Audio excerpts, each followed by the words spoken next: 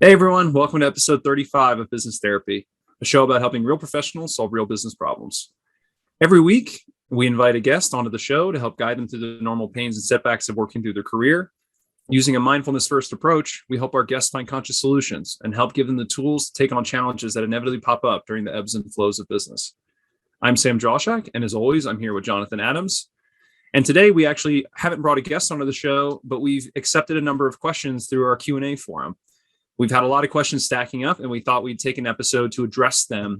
So Jonathan and I are going to go through some of the listener questions, and we're going to then give answers, and that will be the episode today. So it's kind of a grab bag today. So let's get to the list I've given. So the first question that has been brought in is, it seems as though post-pandemic managers have become a little bit more manic or slightly more unreasonable than before. You've spoken about managing up, in air quotes, but how does one do that in the workplace where everyone seems so quick-tempered? So that's the first question. So I'll take a stab at just opening up that in a post-COVID world and with economic uncertainty, it's understandable that people, as a general matter, uncertainty certainly does that.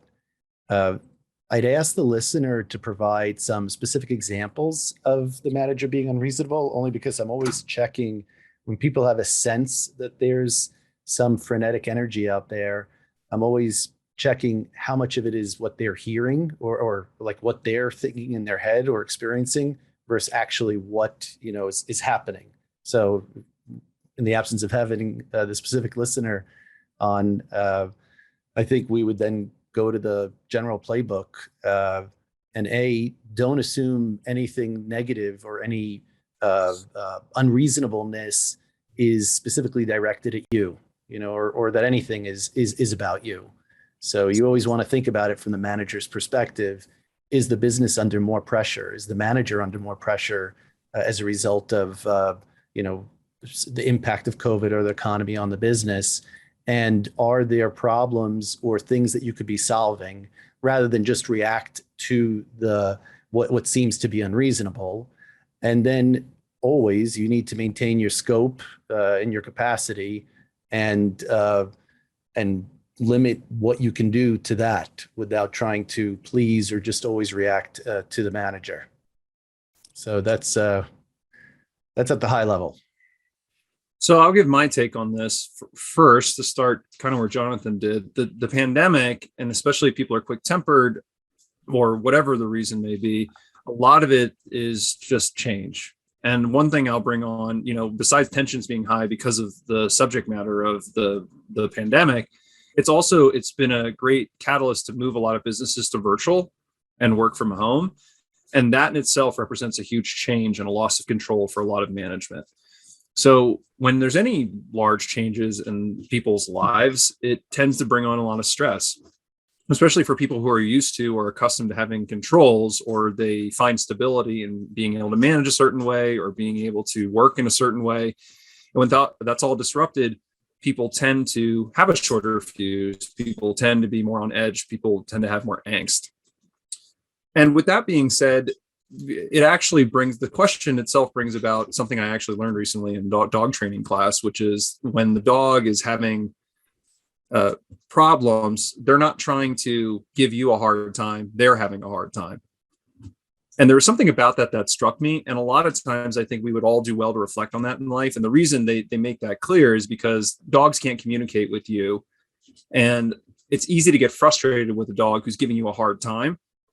But they're not trying to. And most people aren't either. And I think this is a good example for this kind of situation, because it's not that humans can't communicate, but often we have trouble communicating, especially with our managers. So the reason I'm bringing this up is because when you talk about managing up is not something where you should be wary to say, I need to actually manage my manager who's having a hard time or giving me a hard time, because they're really one and the same. It's really about communicating. Managing anything is really about being honest and communicating. So when we talk about managing up, we're really talking about how do I better communicate with my manager, even though they're having a harder time and they're giving me a harder time. they're more tense and they're making me feel like they're quick tempered and this is becoming an issue. It's in those situations where it's the most important to over communicate your boundaries, communicate what you're feeling. Managing up in this case, and the advice I would give is just making sure that you're still actively communicating, even when you feel uncomfortable or when you feel like the situation is becoming tenuous, because truly that's the only way to manage up, whether you're in the pandemic or when you're not in the pandemic, whether your manager is having a hard time or they're giving you a hard time. So that's my take. If you visualize your manager as a puppy who doesn't know better, it might decrease some of what I was trying to get at in terms of imagining in your head that you're attributing motives that are specifically directed at you rather than the challenges the manager's facing. Yeah. I think most people in life, again, who are giving you a hard time, it's because they are having a hard time. I think, a wisdom in dog training, I think, applies to a lot of situations in life. And you don't need to take on board their hard time, all because, managing up doesn't mean pleasing them or calming them down or managing the state they're in. But being aware of it gives you a better ability to maintain your boundaries and think it through it logically. Yeah. All right. Any other thoughts on that one, Jonathan? No. How about if I read question 2? Sounds good. How do I know if a job is stealing my vitality, as Sam has put it? And how should I start planning my escape if I'm feeling this way? That's a good one. Well, the first thing I'd say is escape kind of has a negative connotation to it. I think we should all be in the frame of mind that if we need to move from one context to another for any reason, we're just making a change or we're evolving or we're iterating. I think it puts a much less dramatic spin on what would be a great escape or trying to get out of a circumstance that you feel like is threatening you. Because most of the time we're in control of our circumstances. So just to start there, to put it in a more neutral footing. But the concept of getting your vitality stolen, I actually talk about this a good amount in different forums. And it's the idea that the energy that is coming through your body is lessened or reduced or running into resistance. And what that does is it does literally drain the vitality from you with less result. So the idea would be when you're in a state of flow, when you're doing things, that is to say, when you're doing things you enjoy, your body produces energy and it moves out of you faster into the task, into the people around you, into the business, whatever it is.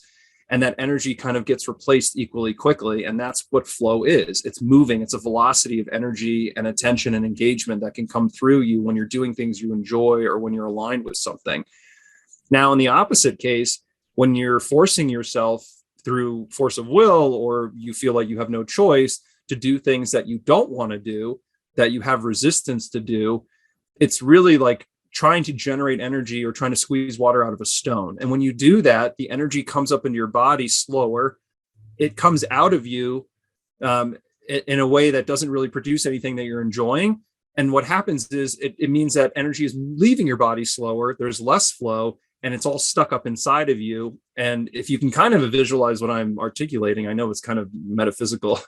It actually makes you sick in a way. It means that less energy can be generated and move through your body in a lack of flow state. And you become drained, you become fatigued. Your health actually starts to flag a lot of times. There's a lot of disease and sort of things that happen to the body when there's not a good energy flow through the body. And that's what I mean with draining your vitality. And the quickest way to be in that situation is showing up to a job for 8 to 10 hours a day that you don't enjoy doing, that you have no energy to do. And what that means is you just start becoming drained in every sense of the word, physically, spiritually, and emotionally. I would also add, even when you're in flow, no matter what the activity is, if it's constant, at some point you need a break. So all because you need a break or need to switch what you're doing. So let's say you love playing music. If you play music all day long, every day, at some point, maybe it's not even break is the right way to say, but I do find personally that if you're occupying your whole self completely in something, it's also good to take a break every now and then, get in touch with nature, and change your your surroundings. So all because your vitality goes down a little bit doesn't necessarily indicate that there's inherently a problem with your environment. It could be you need some change, and everybody loses their vitality. I always would check. The first place people look is their job, but I would always check to make sure that it is in fact the job that's taking the vitality. And to Sam's point, and there's a lot of research on this, and to the point of the question right before this, if your manager is attacking you all the time or really just hitting you with unreasonable requests all the time, et cetera, it does create a certain amount of psychic trauma.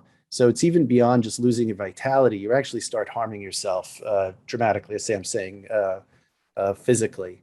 The last point I'll add is that even if you're, an A-type model employee, you want to go for employee of the year and don't care about your health, or think that that's the way to be a model employee. A real model employee would realize that their health is actually part of their job. Attending to their health, taking vacation, and making sure that their capability is high is not something you're doing for yourself. You're doing that for your job too. And it's important to remember that, because otherwise you become apologetic that you're stepping out rather than, I am very confident in my worth, and it's okay that I'm losing some of my energy. I need a break, so nothing wrong with that. Yeah, and that's such an important point, which is you have to understand that sustainability is the key to everything that's going to be built up in life or good in life. And the whole idea that your vitality is being net stolen versus net created through all the combination of work and life factors that you're currently engaged in, it means that you will eventually be ground down, you will burn out, and you will come to a traumatic end. And the last part of the question I think that we haven't answered yet is, how do I actually plan to get out of this situation? 99.9% of it is the self-awareness we're talking about right now. If you can self-identify the combination of factors that lead you to say, my vitality is not going up as I engage in my life, it's going down and it's being stolen from me. And even stolen is kind of an aggressive term. It's from the choices that you decide to engage in. Vitality is a net negative from a day-to-day basis. If you can understand what we're talking about, identify that, acknowledge it in yourself, that's the entire battle. Because once you've gotten there, then it's not even some grand escape. It's really, how do I start identifying then the subordinate factors that are causing me to be in this state? How do I start changing them? And that could be planning to leave your job, planning to change things in your personal life, doing a combination of both. It could be as simple as changing different aspects of your job, talking to your manager, changing parts of your position, asking for things at work that would make your life more balanced. So it's really the acknowledgement and the acceptance of where you're at, and that you have accountability to control your life and how it will go, even if you're feeling trapped. That's really most of the activity. And from there, changes should flow naturally, and they could be small or they could be large, whatever you have the tolerance for. And using the term escape, and now adding, Sam, you adding trap, it almost implies that we find ourselves here, as opposed to we had the agency that got us here. We have the agency to get out. So we're not trapped. We're trapped only by the restrictions that we're putting in our mind by saying, I should not leave this job, or I should not react to this because this is just work, and you have to expect, bad things to happen at work, or like you're reacting to the should and these artificial constraints you put in your mind. And that sometimes accounts for a lot of the need to escape rather than the actual situation. Because once you start communicating, oftentimes you're going to find out that a lot was in your head and there were a lot of assumptions that really aren't accurate. Yeah. And if you don't mind, Jonathan, this actually looks like a good segue into the third question, which I'll read out, which is, what would you recommend to someone who is starting a new job and wants to avoid burning out? And actually, this whole conversation we just had from the last question is the answer to this question, which is burning out is what we're talking about. It's keeping yourself in a state where you are losing vitality on a day-to-day basis, either because you're overgiving, you're overcommitting, you're doing things that don't align with your flow state or with the things that give you energy. And again, the biggest advice we would give to somebody who is trying to not burn out is to really practice self-awareness and understanding what your edges are, what your boundaries are, what you like and what you don't like, And that actually is a very difficult activity for young people starting their career. But it is the work. And if you do that work, then you can talk about how you not burn out, because then it's just a matter of communicating yourself, being honest, setting boundaries. And I think, Sam, you were hitting upon also this idea of people pleasing. Like you could start, especially in a new company, just agreeing to everything and looking for any way to prove yourself and any which way to make people happy. And of course, if you start accepting every single assignment and running around looking to impress, eventually you will burn out because your scope will just go way beyond your time and capability. So it's very, very important always to maintain scope. Why was I hired? What was the expectation at the time of hire? Because that's my immediate mission, not necessarily meeting the hopes and dreams of everybody who's at this company at this moment in time through solving every single problem and doing every single assignment. Yeah. And it's such an odd thing too, because even though most of the time in school, or at least when I was in school, I know it's changed maybe a bit somewhat, but you're trained to answer the question. And when I say it like that is you don't get bonus points in life for giving 200% extra than the question asks, or spending a lot of time thinking about things that aren't prompted to you. In a way, we're trained that way. And then you get into the workforce and then it automatically switches, especially for young people, which is how can I go above and beyond? Even on performance reviews, I've always found this odd, which is there's meeting expectations, which I think should be the highest goal that somebody can have. And then there's exceeding expectations, as if you can get a 4 out of 5 out of a 5-point scale by exceeding or going beyond what you've been asked to do. But like Jonathan's saying, maintaining your scope efficiently and effectively at a high quality level is the best contribution you can give in the workplace. And it actually, I've seen this play out over and over again in different businesses and different scenarios where the people who maintain their boundaries and do what they're told to do in a very efficient and effective way and get to the point where they can say, hey, is there anything more I can help with? Because the things that you've been given, I'm doing effectively.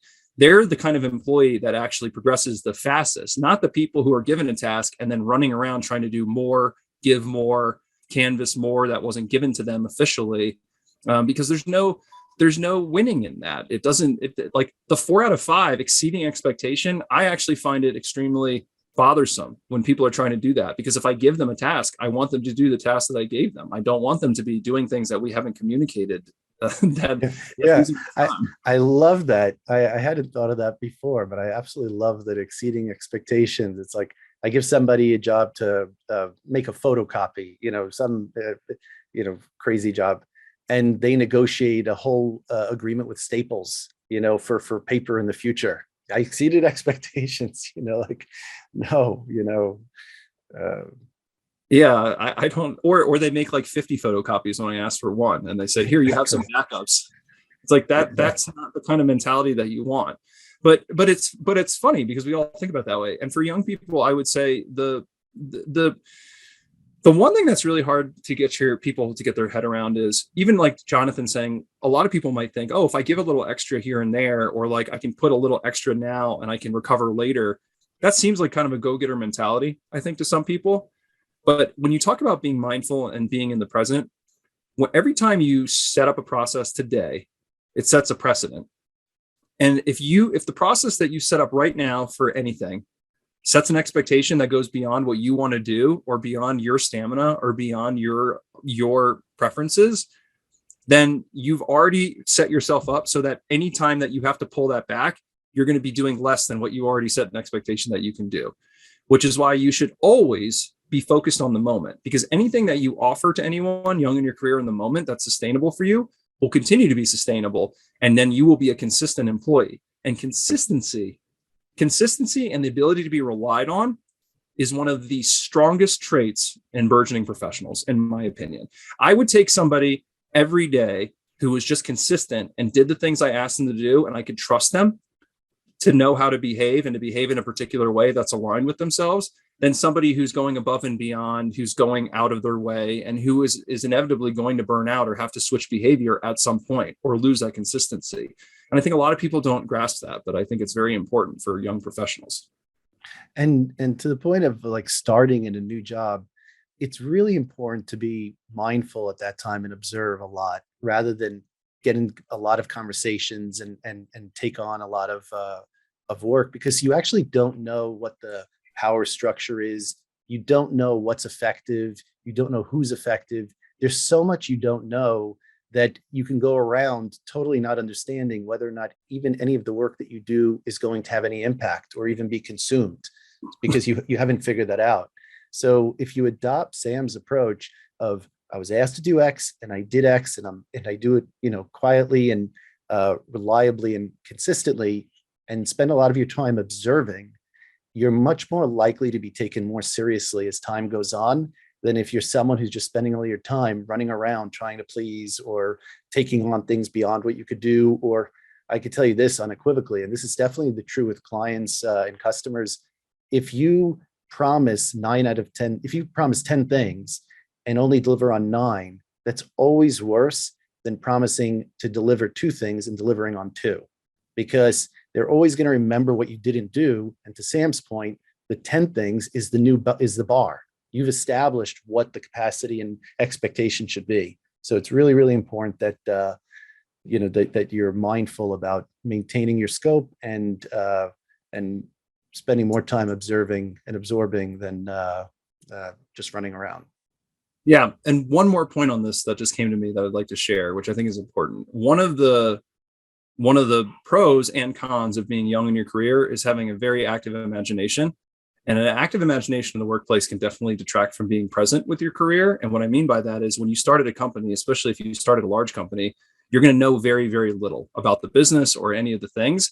And the more you start presuming what your manager wants, what the business wants, what's going on outside of your knowledge, that's a lot of stuff. And that's why, to Jonathan's point about staying quiet, staying down to the ground, understanding what knowledge you have and what you've been given and working very effectively within those parameters, that should be your focus. Because if you're trying to work imagining or envisioning everything you don't know, when you're younger, that's a lot. And that can take up a lot of time and add a lot of stress, all that imagining and all that kind of thinking you're doing. So staying focused on the present, staying focused on what you know, even if it seems like a very small information set, you have to then be inquisitive and ask questions around the edges that are relevant to what you know and what you've been given. But I think patience and staying present is so critical to not burning out early on in your career. All right. Jonathan, you get the next one? Yeah.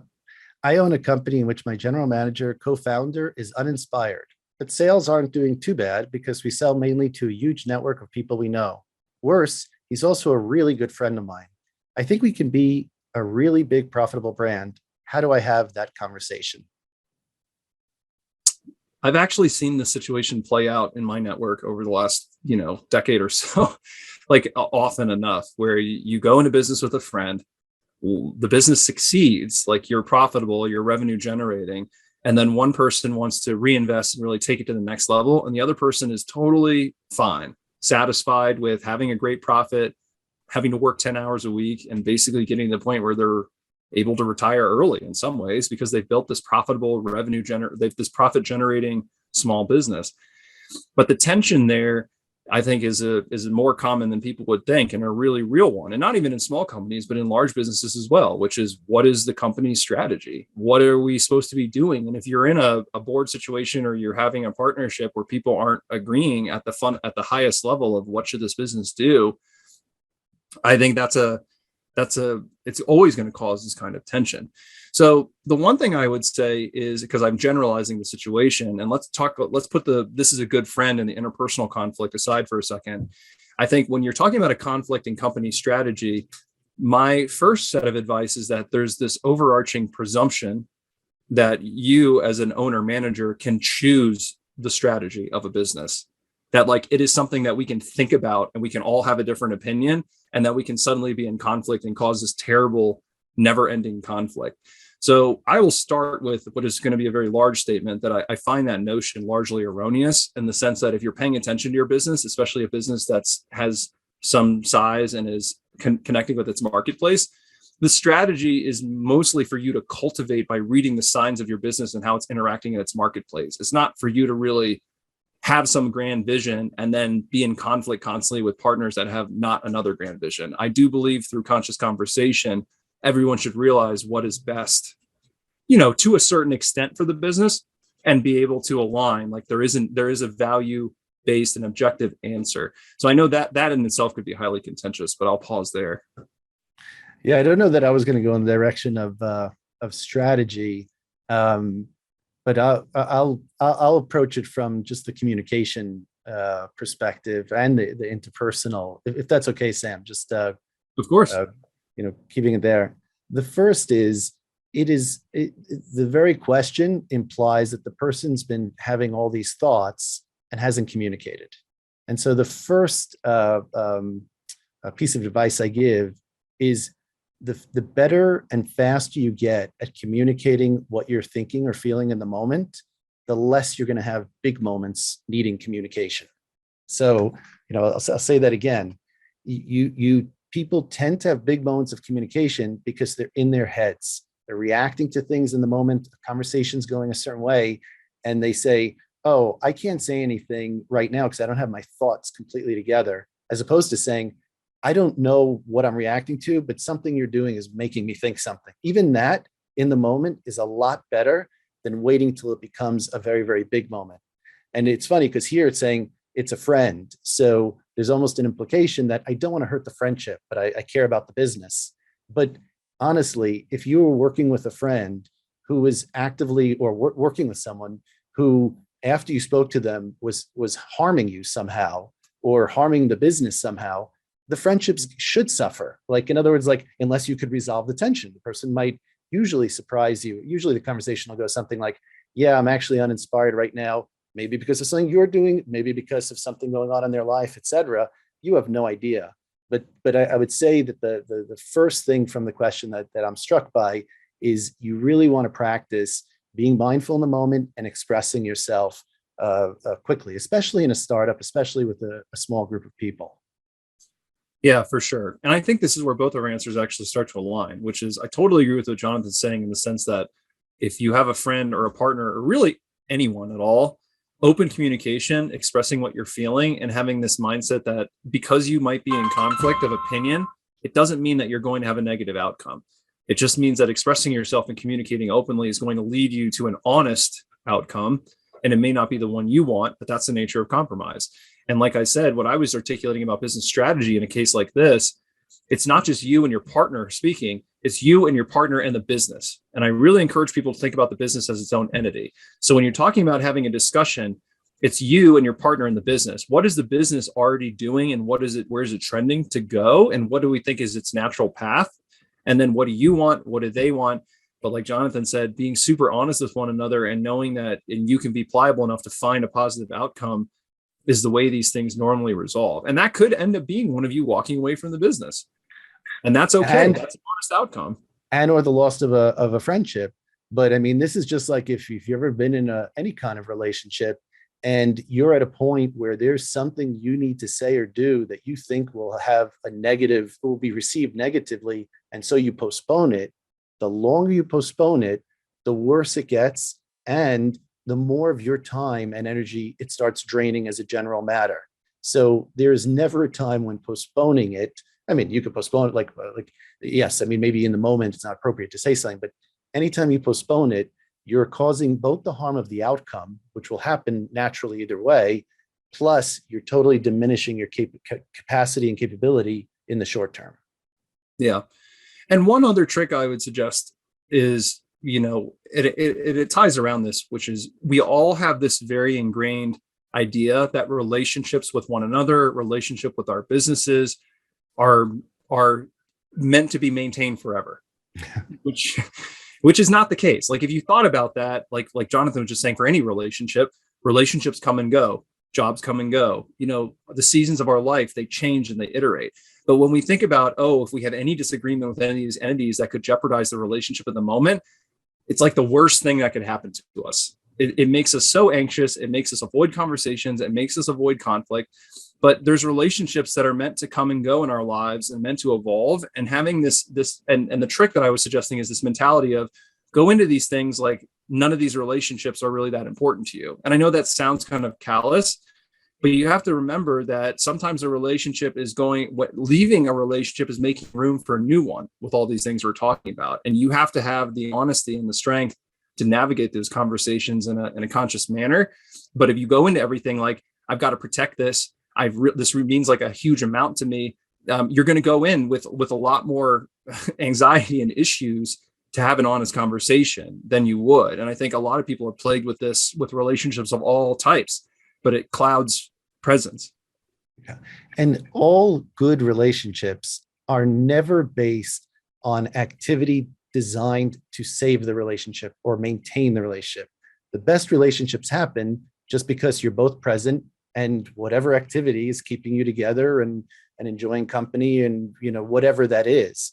But anytime you're afraid of losing something and you spend time trying to secure that you don't lose it, you're always going to end up harming and ruining the very thing that you are trying to maintain.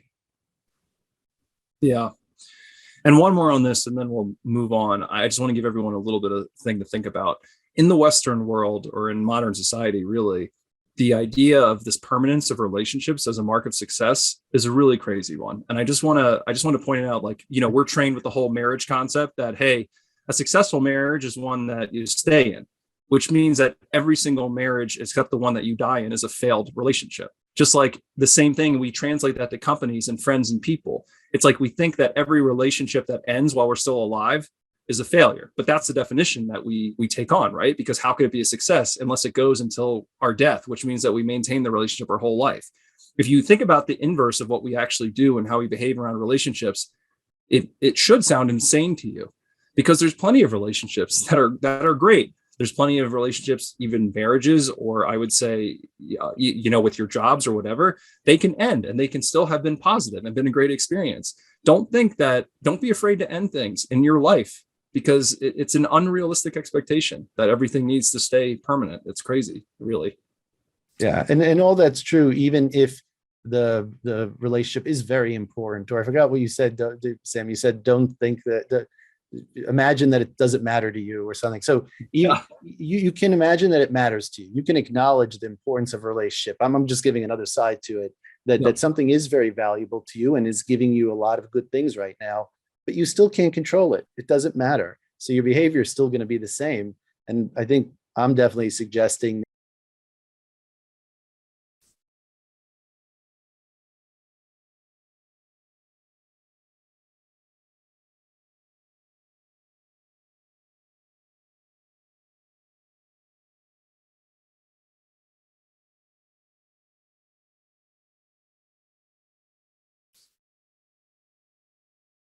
but not being honestly myself made me a different person effectively. So now I don't like the person that the other person likes. So now I'm resentful of the other person. So again, being present and mindful in any relationship, professional or otherwise, is always going to be the right choice.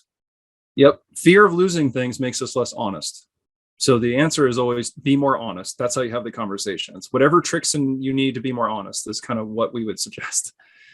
All right, so I think we have time for one more today. And the next question we'll answer is, Jonathan had mentioned in the host episode that he had an experience where he questioned absolutely everything and took a new career path. I'm starting to have that feeling, but I don't know what the next step should be. Is there a way to figure it out? So I guess this is directly for you, Jonathan, to start. Yeah, I'm always hesitant to ascribe labels like a new career path or something, because in my head, everything's a natural progression, or it's irrelevant what came before. So, the sometimes any actual, and certainly the moment I had spoken about in, I forgot what episode it was not an intentional. I did not sit down saying, I want a new career path or I need X change. The change comes about because you're mindful and are really aware of what you're feeling and how you're reacting to the environment around you. And then a natural course of action takes hold.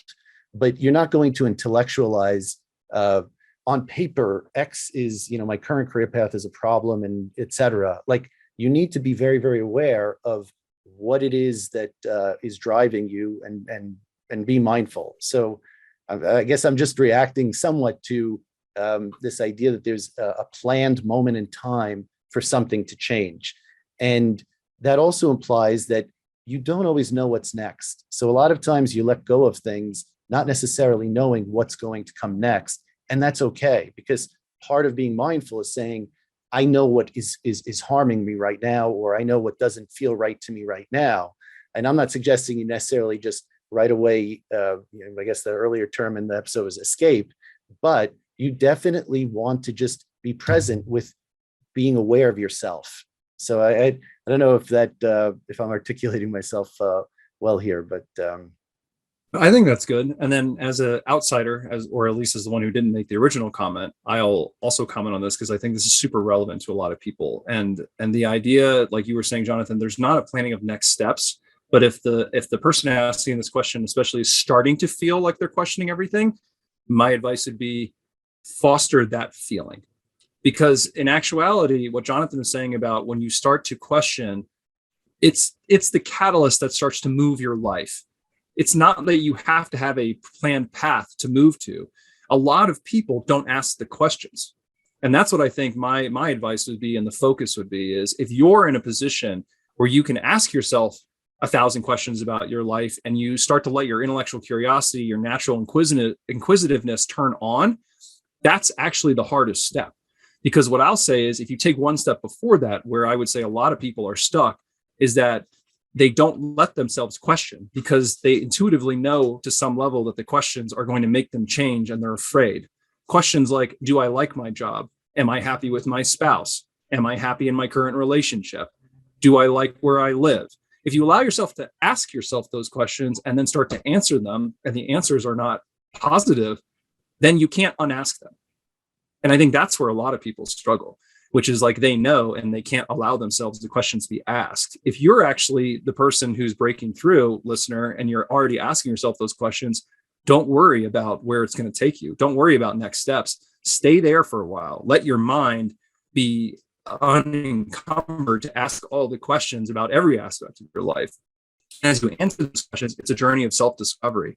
And through self-discovery, change is a natural result of self-discovery, is kind of where I'd be. So you don't have to worry about what comes after that. When I'm not being mindful, I tend to collect a lot of activity that is not right for me and isn't adding value. And the way I rebalance it very, very quickly is I start removing from my life anything and any activity that feels unhealthy for me. And that's professionally as well. Now, that's a very, very big step for a lot of people, to just start letting go of meetings that they don't think they should be in, or relationships with a customer that they don't think are healthy for them, or things like that. But that, to me, is a true way to end up with just the things that you like and whatever your path should be. So if there's a practical piece of advice, it's that, but that's a very, very hard one to implement. Honesty. Everything is about being more honest with yourself, and kind of what the result of that is. Okay, so I think that's a good end cap. I want to thank everyone. Please keep sending in your questions. This was actually a really fun episode, just answering listener questions. And also, if you'd like to come on the podcast, if you know anyone who'd like to come on the podcast, we'd love to have you. We'd love to talk to you. So thanks again for joining us for Business Therapy, and we'll talk to you next week.